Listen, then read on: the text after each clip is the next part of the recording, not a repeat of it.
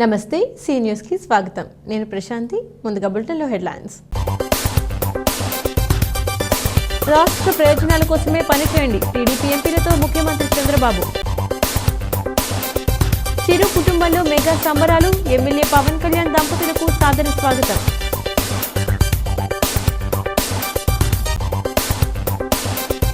3 నెలల్లో మోరంపూడి ఫ్లైఓవర్ వంతెన ప్రారంభిస్తాం. పనులు పరిశీలించిన అధికారులతో సమీక్షించిన ఆదిరెడ్డి.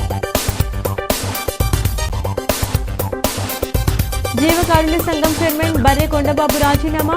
పాలకవర్గం సంతృప్తికరంగా సేవలందించిందని వెల్లడి. మోరంపూడి జంక్షన్లో ఫ్లైఓవర్ శిలాఫలకం ధ్వంసం. పోలీసుల సమక్షంలోనే బద్దలు కొట్టిన టీడీపీ శ్రేణులు. రాష్ట్ర ప్రయోజనాల కోసం పనిచేయటమే తెలుగుదేశం పార్టీ ఎంపీల కర్తవ్యం కావాలని పార్టీ అధినేత చంద్రబాబు పేర్కొన్నారు. గడిచిన 5 ఏళ్లు వైకాపా ఎంపీలు మాత్రం జగన్పై కేసుల మాఫీనే అజెండాగా ఢిల్లీలో పైరవీలు చేశారని ఆరోపించారు. లోక్సభకు కొత్తగా ఎన్నికైన సభ్యులతో ఆయన ఉండవల్లిలోని తన నివాసంలో సమావేశమయ్యారు. అందుబాటులో ఉన్న 9 మంది సభ్యులు సమావేశానికి హాజరు కాగా నియోజకవర్గాల్లో ఉన్నవారు జూమ్ కాన్ఫరెన్స్ ద్వారా పాల్గొన్నారు. కొత్త సభ్యులకు చంద్రబాబు దిశానిర్దేశం చేశారు. ప్రజలు కట్టబెట్టిన అసాధారణ విజయంతో ఎవరూ ఆకాశంలో ఎగరొద్దు. ప్రజలు నమ్మకంతో ఇచ్చిన విజయాన్ని బాధ్యతగా సమాజ సేవకు వినియోగించండి. మొదట ప్రజాస్వామ్య వ్యవస్థల్ని గౌరవించాలి. వ్యవస్థలకు అతీతంగా ఎవరు వ్యవహరించినా ఆ వ్యవస్థే తిరిగి కాటేస్తుంది. పదవులు శాశ్వతమని ఎవరూ అనుకోవద్దు అని స్పష్టం చేశారు. ఇకపై మీరు మారిన చంద్రబాబును చూస్తారని, అధికారుల పెత్తనం ఉండబోదని పేర్కొన్నారు. ఎంపీలు తరచూ వచ్చి తనను కలవాలని, తనకు ఎంత తీరిక లేకపోయినా వారికి సమయం కేటాయించి మాట్లాడతానని చెప్పారు. నా కోసం ఈ 5 ఏళ్లు పార్టీ నాయకులు, కార్యకర్తలు ప్రాణాలిచ్చారు. మేడపై కత్తి పెట్టిన జై తెదేపా, జై చంద్రబాబు అని అన్నారు. అధికార పార్టీ ఒత్తిళ్లకు ఎవరూ తలొగ్గలేదు. ఇకపై ప్రతి అంశాన్ని నేను వింటాను, నేనే స్వయంగా చూస్తాను. ఇకపై రాజకీయ పరిపాలన ఉంటుందని ఎంపీలు, ఎమ్మెల్యేలు కలిసి పనిచేయాలని సూచించారు. 5 ఏళ్లు నేతలు, కార్యకర్తలు పడ్డ ఇబ్బందులు తనకు చాలా వేదన కలిగించాయని, వారి త్యాగం, కృషి వల్లే ఈరోజు పార్టీ అధికారంలోకి వచ్చిందని తెలిపారు. 12న ప్రధాని మోదీ తన ప్రమాణ స్వీకారానికి హాజరవుతున్నట్టు వివరించారు. హైదరాబాద్లోని మెగాస్టార్ చిరంజీవి నివాసంలో జనసేన అధినేత పీఠాపురం ఎమ్మెల్యే పవన్ కళ్యాణ్కు ఆత్మీయ సత్కారం జరిగింది. పవన్ కళ్యాణ్ విజయం సాధించి అమ్మ, అన్నలు, వదినల ఆశీస్సులు అందుకునేందుకు అక్కడికి చేరిన తరుణంలో వారి మధ్య ఆత్మీయత ఉప్పొంగింది. భావోద్వేగం ఎగిసిపడింది. పోటీ చేసిన అన్ని స్థానాల్లోనూ జనసేన అద్భుత విజయం సాధించడంతో మెగాస్టార్, ఆ కుటుంబం ఆనందానికి అవధులేవు. సినీ హీరో చిరంజీవి కుటుంబమంతా ఒకే చోట చేరిన సందర్భంగా వినిపించిన ఆనంద భైరవి రాగం. జనసేన అధ్యక్షుడు పవన్ కళ్యాణ్ తన కుమారుడు అఖిర, భార్య అనాతో కలిసి చిరంజీవి ఇంటికి వెళ్లారు. చిరంజీవి కుమారుడు రామ్ చరణ్ కారు వరకు వచ్చి బాబాయ్ పవన్ కళ్యాణ్ను, పిన్ని అనాను తోడ్కొని తీసుకువెళ్లారు. గుమ్మం దగ్గరకు చేరేసరికి వదిన సురేఖ హారతితో సిద్ధంగా ఉన్నారు. హారతిచ్చి తోడికోడలు అనాను, కుమారుడు అఖిరాను ఆలింగనం చేసుకున్నారు. ఇంతలో తల్లి అంజనాదేవి వచ్చి కుమారుణ్ణి కౌగిలించుకుని తన్మయం చెందారు. అక్క, చెల్లెళ్లు సైతం హారతులిచ్చారు. కుటుంబ సభ్యులంతా ఒక్కరకే వచ్చి పవన్ కళ్యాణ్ ఆలింగనం చేసుకుంటూ లోపలికి తీసుకెళ్లారు. అన్న నాగబాబు, ఉపాసన, వరుణ్ తేజ్, లావణ్య త్రిపాఠి ఇలా అందరూ పవన్ కళ్యాణ్కు అభినందనలు తెలిపారు. పవన్ తనకు ఎదురు వచ్చిన తల్లి అంజనాదేవికి, అన్న చిరంజీవికి పాదాభివందనం చేశారు. అంతా కలిసి కేక్ కట్ చేశారు.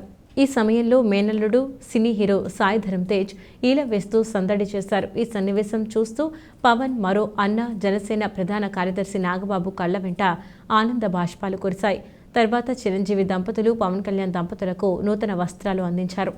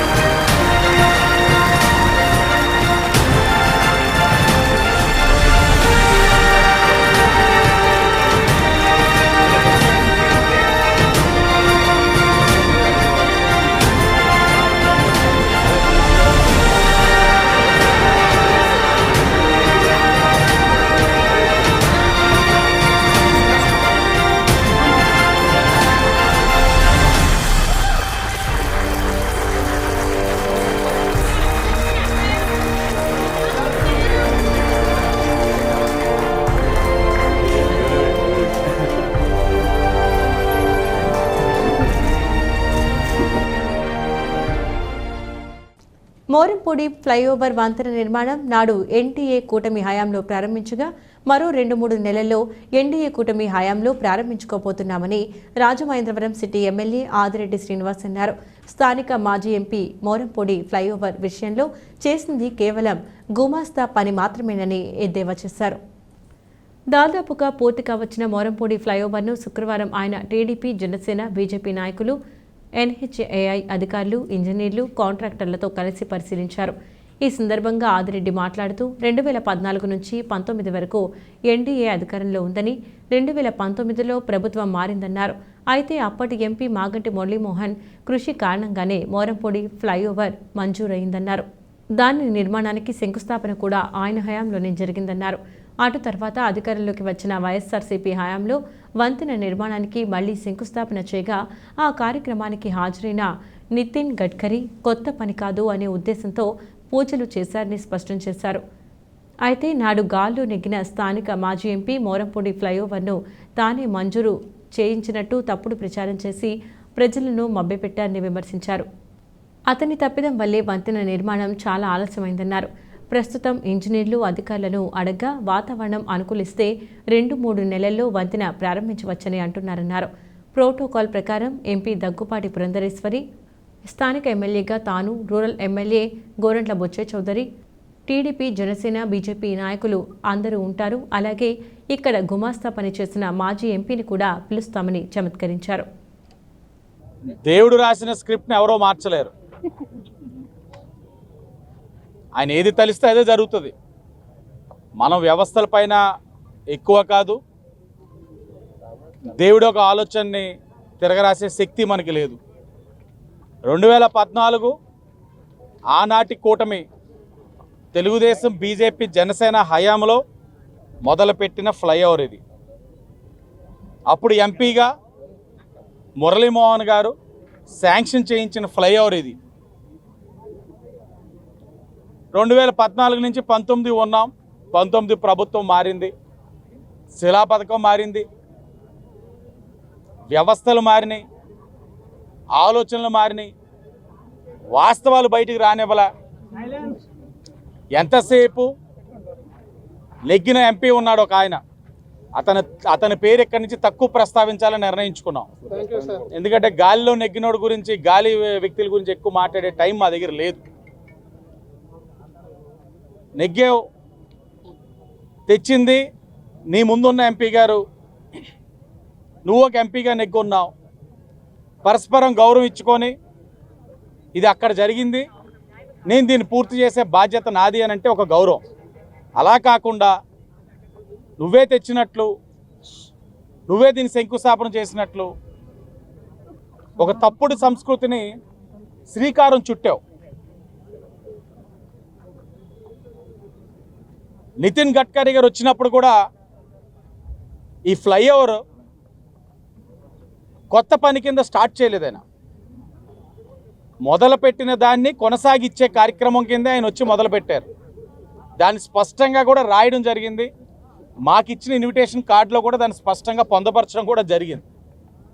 కానీ ప్రజల్ని అదే పని మీద మోసం చేస్తూ నేను తెచ్చాను మోరంపూడి ఫ్లైఓవరు, నేను తెచ్చాను, నేనే చేస్తున్నాను, నేనే పూర్తి చేస్తానని ప్రజల్ని మభ్యపెట్టిన విధానం ఎంత దారుణం అంటే, ప్రతిసారి ఫ్లైఓవర్ వర్క్ రివ్యూ అనడం, ఆ క్రేన్ ఎక్కేయడం పైకి, ఏదో ఈయన ఇంజనీర్ కింద క్యాప్ పెట్టేయడం, ఇలా ఏలెట్టి చూపించేయడం, ఎంత చూపించినా పని అయ్యేది కాదు.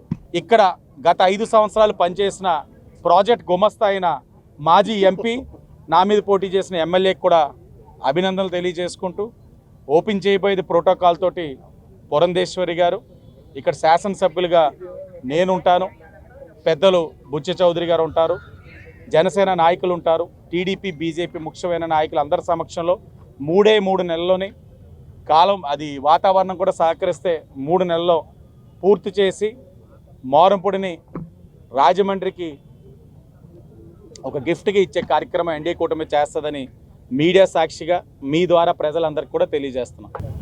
ఇక్కడ చాలామంది ప్రాణాలు కోల్పోయారు, రోడ్ క్రాస్ చేస్తూ చాలామంది ప్రాణాలు కోల్పోయారు.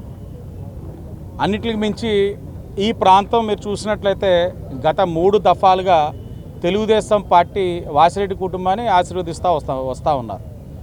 మా పైన విపరీతమైన ప్రెషర్ ఉండేది.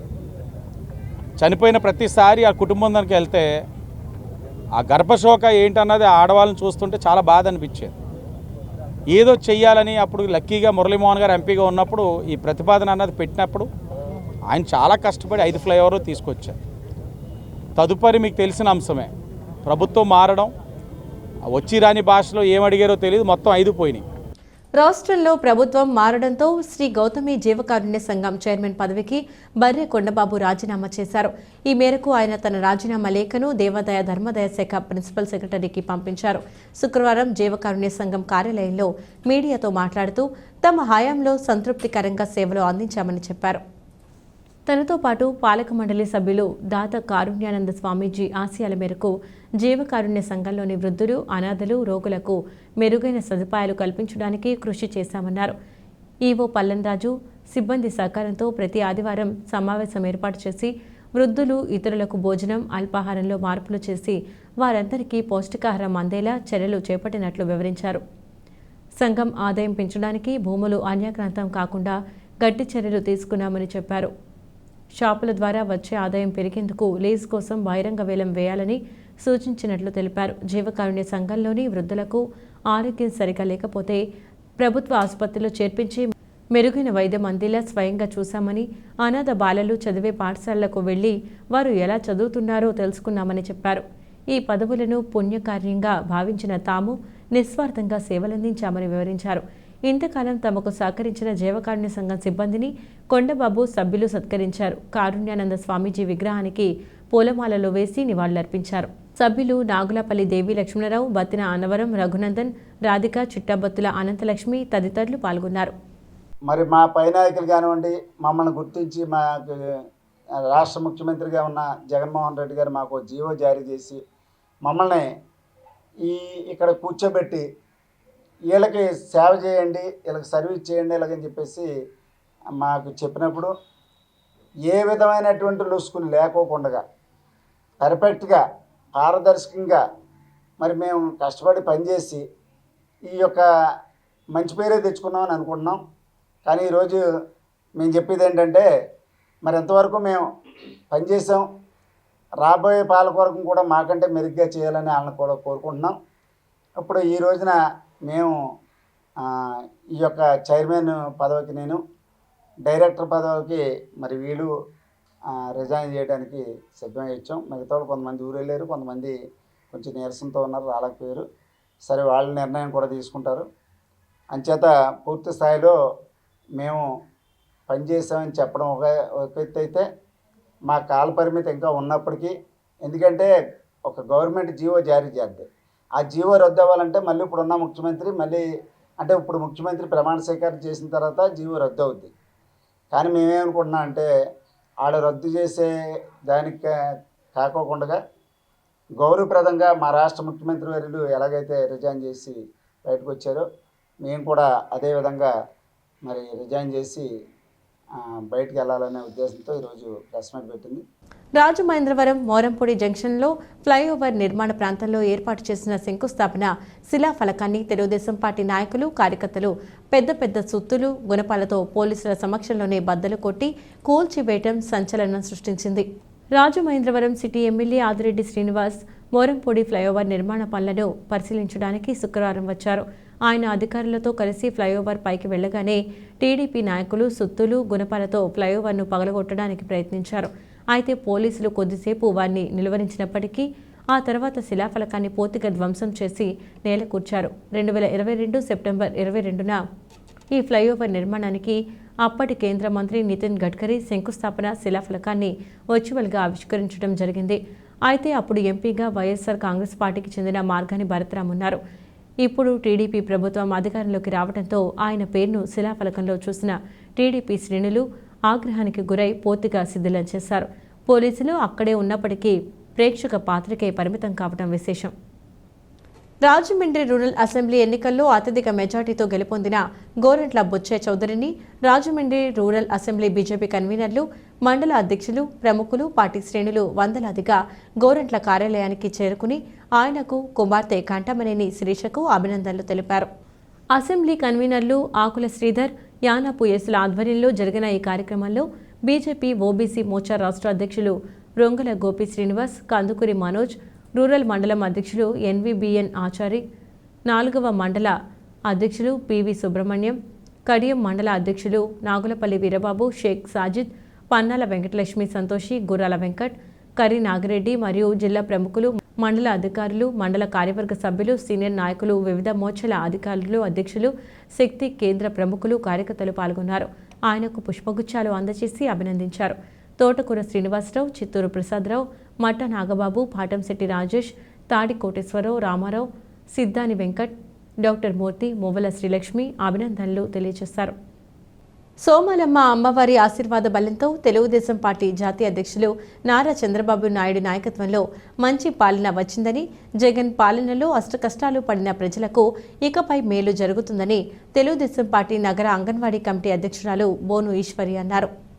కూటమికి అధికారం. ఆదిరెడ్డి శ్రీనివాస్ అధిక మెజార్టీతో విజయం సాధిస్తే 108 మంది ముత్తైదువులతో 108 బిందెలతో జలాభిషేకం, ప్రత్యేక పూజలు చేస్తామని బోను ఈశ్వరి స్థానిక 29వ డివిజన్ కొత్తపేటలోని సోమాలమ్మ అమ్మవారికి గతంలో మొక్కుకున్నారు. అయితే ఇటీవల జరిగిన సార్వత్రిక ఎన్నికల్లో కూటమి ఘన విజయం సాధించడం, ఆదిరెడ్డి శ్రీనివాస్ రాజమహేంద్రవరం సిటీ ఎమ్మెల్యేగా విజయం సాధించడంతో పాటు 70,000కు పైగా మెజార్టీ రావడంతో గురువారం సాయంత్రం అమ్మవారికి మొక్కును తీర్చుకున్నారు. బోను ఈశ్వరి కొత్తపేటలోని తమ నివాసం దగ్గర నుంచి రాజమండ్రి పార్లమెంటు మహిళా కమిటీ అధ్యక్షురాలు మాలే విజయలక్ష్మితో పాటు పసుపు చీరలు ధరించిన అధిక సంఖ్యలో మహిళలతో నీళ్ల బిందెలు, గరగ నృత్యాలతో సోమాలమ్మ ఆలయానికి చేరుకుని ప్రత్యేక పూజలు చేసి జలాభిషేకం చేశారు. అనంతరం మాట్లాడుతూ గతంలో నారా చంద్రబాబు నాయుడు, ఆదిరెడ్డి అప్పారావు, ఆదిరెడ్డి శ్రీనివాసులను అన్యాయంగా అరెస్టు చేసి జైల్లో పెట్టిన సమయంలో వారు క్షేమంగా విడుదలయ్యేలా చూడాలని అమ్మవారికి మొక్కుకున్న నేపథ్యంలో వారు క్షేమంగా విడుదల కావడంతో మొక్కును తీర్చుకున్నామన్నారు. నగర టీడీపీ ఉపాధ్యక్షులు ఉప్పులూరి జానకి రామయ్య, రాజమండ్రి పార్లమెంటు కమిటీ అధ్యక్షులు మజ్జి రాంబాబు, 29వ డివిజన్ ఇన్ఛార్జ్ రుంకాని విజయ్, కంటిపూడి రాజేంద్ర ప్రసాద్, శనపతి సత్యబాబు, బంగారు నాగేశ్వరరావు, కిలపర్తి నాగభూషణం, కడియాల శ్రీనివాస్ తదితరులు పాల్గొన్నారు. మా 29వ వార్డు తరపున నా పేరు భువనేశ్వరి.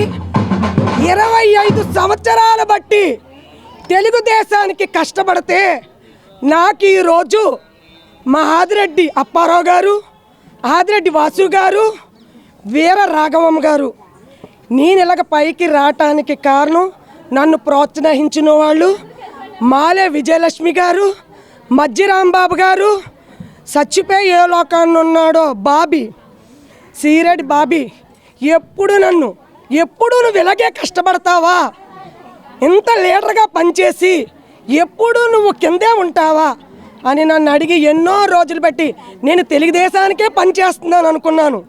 కానీ ఈరోజు నేను ఈ పొజిషన్కి వచ్చాను అంటే మా ఆదిరెడ్డి అప్పారావు గారు, ఆదిరెడ్డి వాసు గారు ఫోన్ చేసి నువ్వు ఈశ్వరి కొత్తపేట పెద్ద వీధిలో 29వ వార్డులో ఒక కార్యకర్తగా కష్టపడుతున్నావు, ఎప్పుడు దేనికి ఆశించవు, నువ్వు అమ్మవారిని కొలుస్తావు, నువ్వు ఎంతో నిష్ఠగా పనిచేస్తావు, అలాంటి దానివి నువ్వెప్పుడు కిందన ఉండకూడదు, నేను ఫోన్ చేసి నేను పిలుస్తున్నాను, కొత్తపేటలో నిన్ను ఒక కార్యకర్తగా చూస్తాను అని నన్ను పిలిచి ఒక నాయకురాలుగా నన్ను గుర్తించిన వ్యక్తులు ఆదిరెడ్డి వారి కుటుంబం.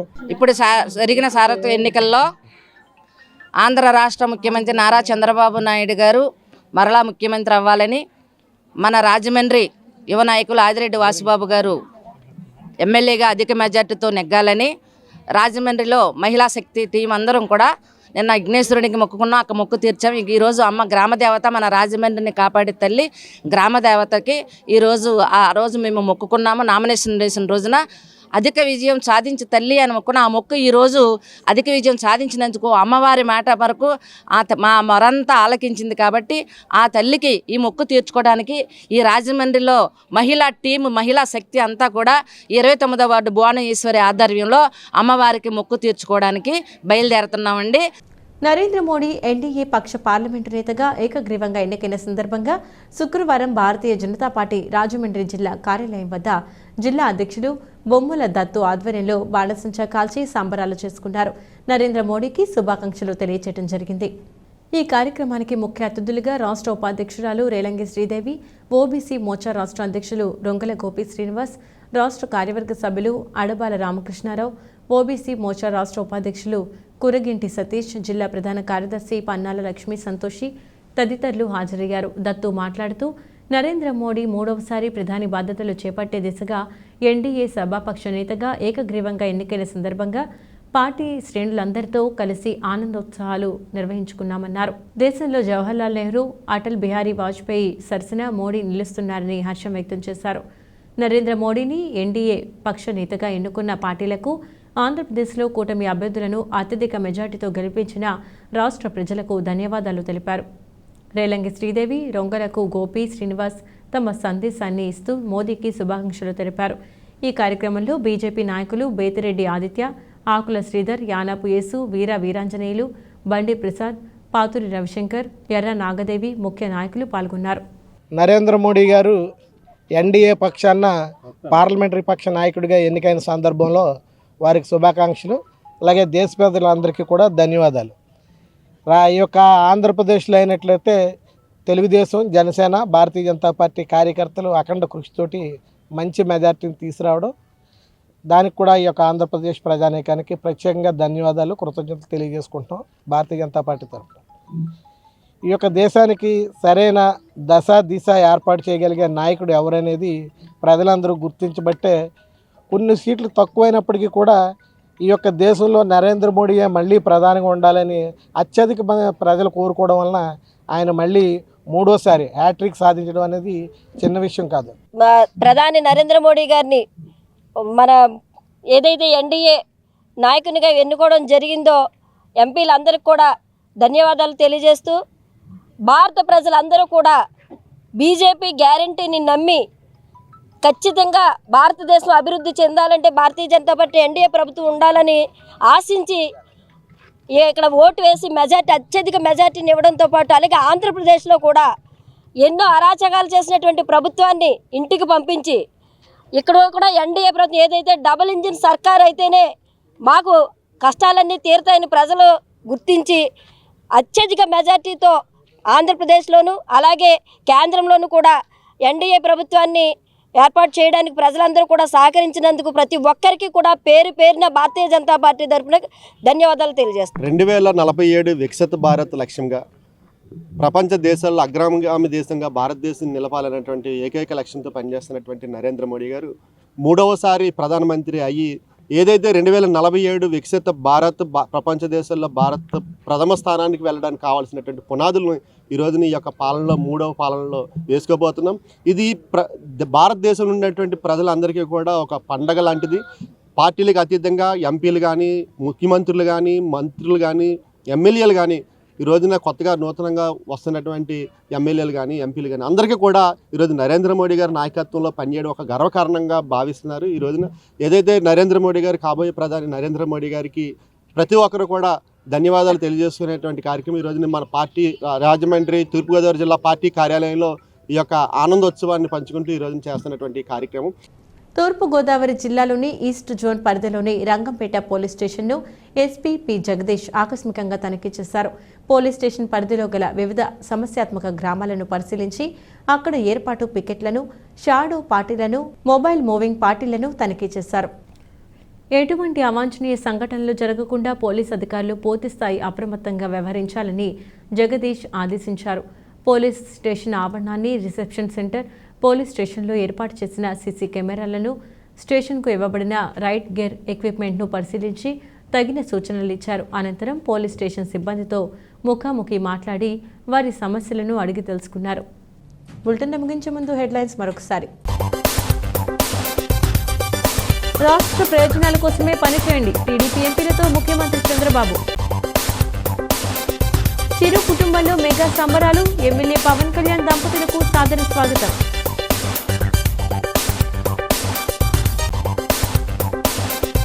మూడు నెలల్లో మోరంపూడి ఫ్లైఓవర్ వంతెన ప్రారంభిస్తాం. పనులు పరిశీలించిన అధికారులతో సమీక్షించిన ఆదిరెడ్డి. జీవకారుణ్య సంఘం చైర్మన్ బర్రె కొండబాబు రాజీనామా, పాలకవర్గం సంతృప్తికరంగా సేవలందించిందని వెల్లడి. మోరంపూడి జంక్షన్లో ఫ్లైఓవర్ శిలాఫలకం ధ్వంసం, పోలీసుల సమక్షంలోనే బద్దలు కొట్టిన టీడీపీ శ్రేణులు. ఇవి వాటి సీ న్యూస్ అప్డేట్స్. తిరిగి మరొక బులెటిన్లో మళ్ళీ కలుద్దాం. అంతవరకు సెలవు, నమస్కారం.